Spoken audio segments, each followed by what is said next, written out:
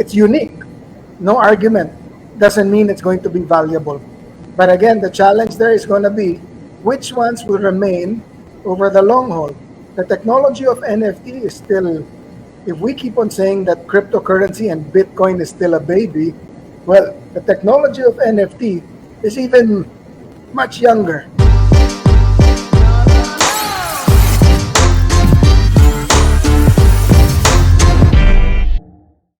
Actually, gandang question to Is it or is NFT worth to invest? Especially if you're an artist or a graphic designer or maybe anyone. Magandang investment bang pasukin ito? Incidentally, Let's lie. Pero incidentally, this question is part of what we will be discussing. Correct. True. Okay. Okay, so here's my input regarding that. Is an NFT worth to invest? Yeah, of course. Again, subjective value. If people like your work, of course they'll buy it. Especially if you are an artist or graphic designer. Yes. Again, subjective value. So it's worth it to invest, but you also have to go back to the formula that I stated earlier in the session. That who are you as an author, and what value do you bring to the community? Again, if you are well known as an author and you create these NFTs, I believe people will invest.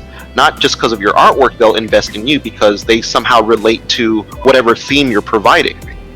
So if you're a graphic designer, yeah, I think it's a good investment. But again, subjective value, subjective value. I'd like to add to that. I think one of the things we've always said is each NFT is unique, but just because it's unique doesn't mean it's going to be valuable.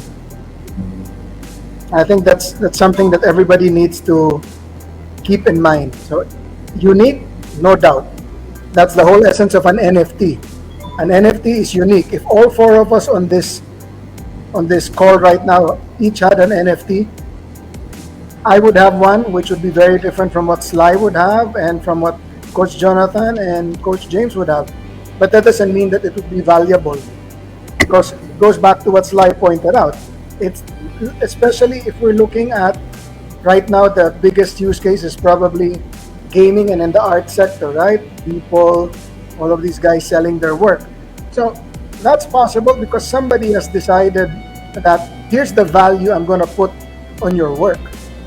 But going back to what Sly had said, if you're somebody who, let's say, is just beginning to make a name, so you have no brand recognition, you are not known, then the first question to ask is, why would I pay X million dollars for your NFT?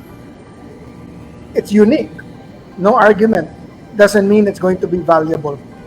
So in terms of NFTs right now, I think what you're seeing in the space is that NFTs or any coin that says we're an NFT marketplace, right now it's booming.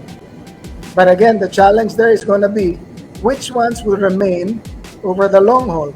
The technology of NFT is still, if we keep on saying that cryptocurrency and Bitcoin is still a baby, well, the technology of NFT is even much younger. So there's still a lot of changes happening. And clearly, just like cryptocurrencies back when Bitcoin started, a number of NFTs are going to fall by the wayside. Let's say, or in case, okay, kumbaga, if I'm a newbie here, let's say I bought any NFT. Let's say I bought an NFT na kung saan about esports or NBA. Okay, and I have an NFT or I have a coin project na NFT, let's say Engine Coin. So what is it for me if I'm holding this NFT plus this token called Engine, for example lang? Because they're working with NFT, di ba? So what's my advantage if I bought an NFT or I'm holding this NFT, the digital asset plus this token? Okay, so to answer that question, and I'll try to explain this as simply as I can, because when we look at, let's say, the native token, when we look at the cryptocurrency Engine Coin, right, it's an Ethereum-based coin.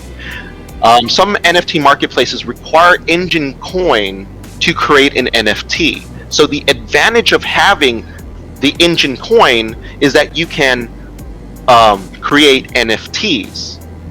The advantage of having an NFT in an engine coin type of NFT marketplace is that is now the coin, the native token in terms of the exchange of the NFT with, let's say, a coin. Okay, so there's that advantage. So if you like engine coin, if you're going to hodl it, you're going to sell it on an exchange.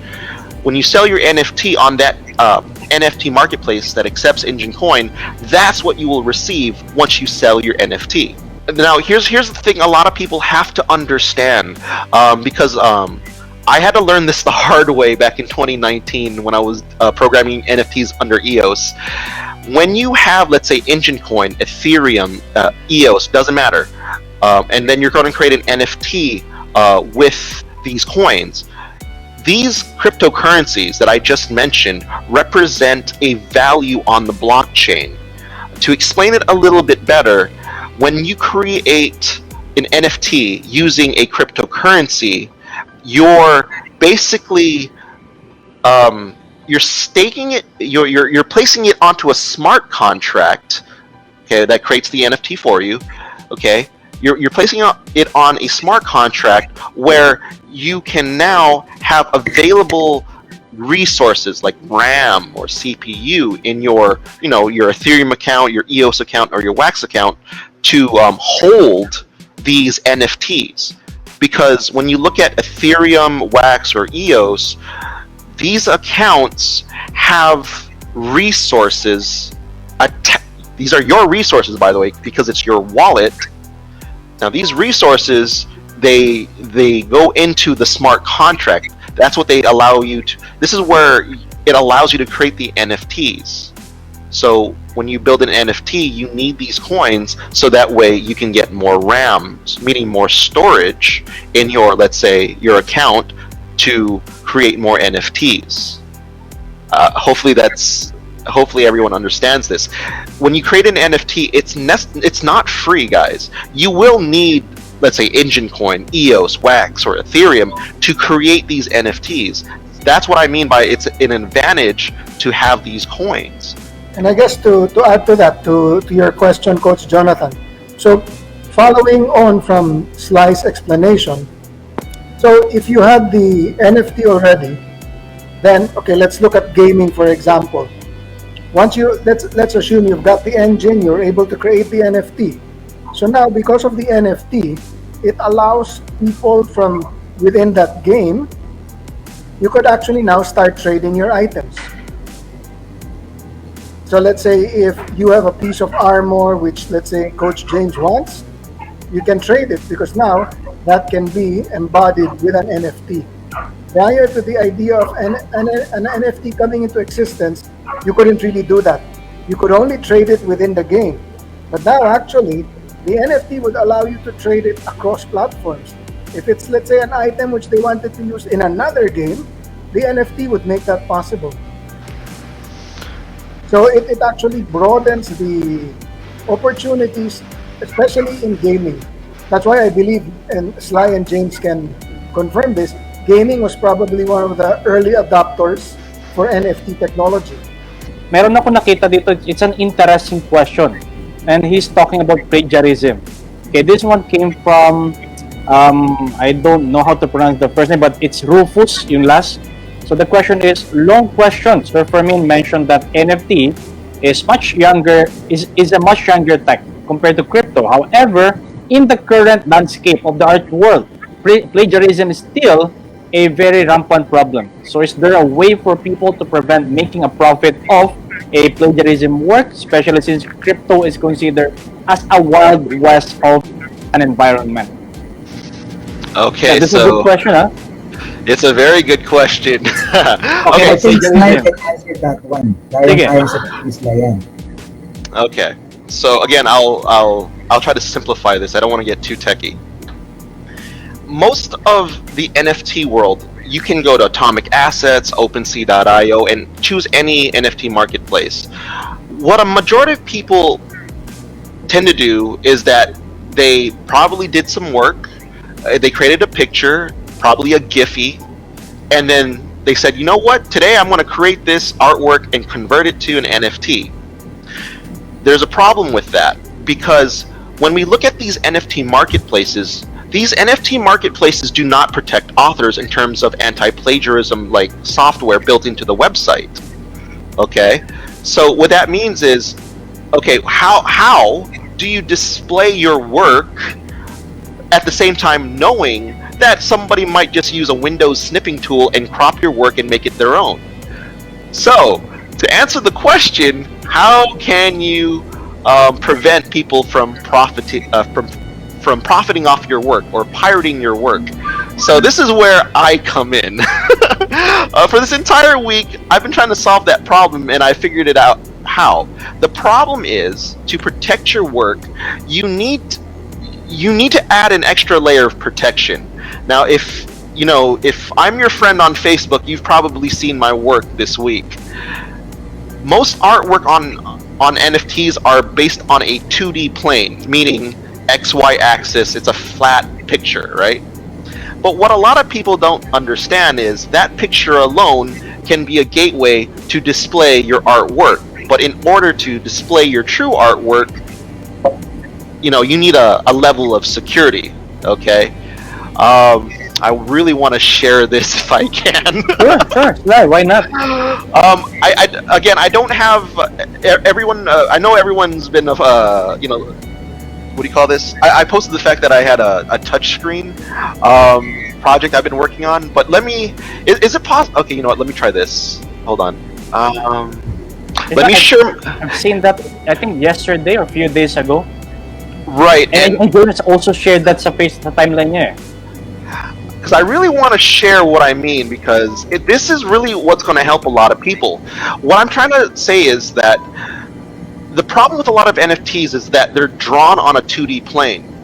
The problem is people don't understand that you can actually go multi-dimensional with this, meaning the 3D plane. Okay, I'm trying to get my video up so everyone understands what I'm saying here. So on a picture is basically your website. Whatever you draw on a pen or pad, whatever, that's 2D. That's a 2D plane. Okay, it's flat. When we look at 3D objects, we're looking at an actual object. It's full. It's not flat. It has. I don't know what the word is, but there's depth, is what I'm trying to say. There's depth.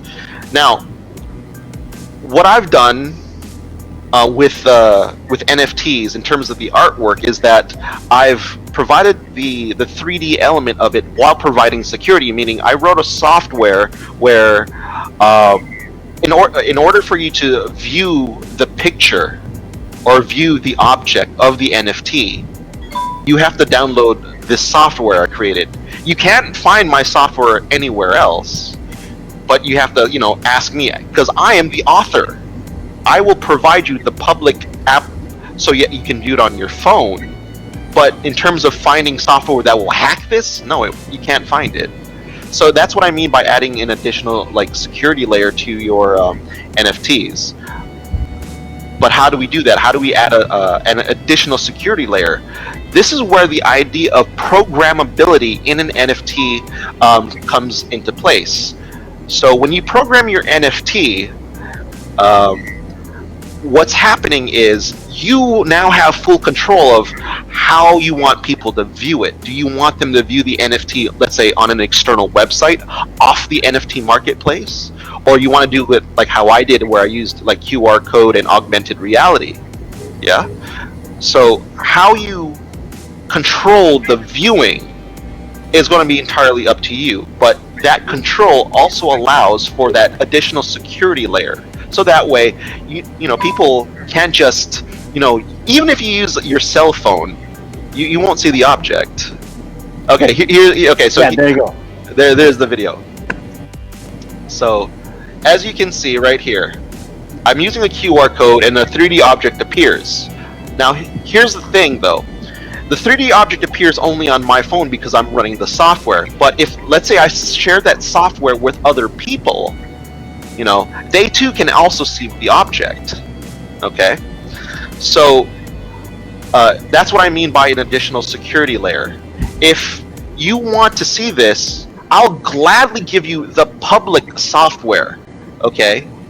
But in terms of seeing the entire, let's say, information of, let's say, this NFT, yeah, I'll give you the private software, which has all the information included, all the, all the thrills, if you want to call it that. So yeah, that's how you would protect, or for me, that's how I would protect my NFTs. There's other methods other people can try, but this is what I chosen. So it's not just follow me and the way I did it, but there's other ways to do this in terms of securing your work.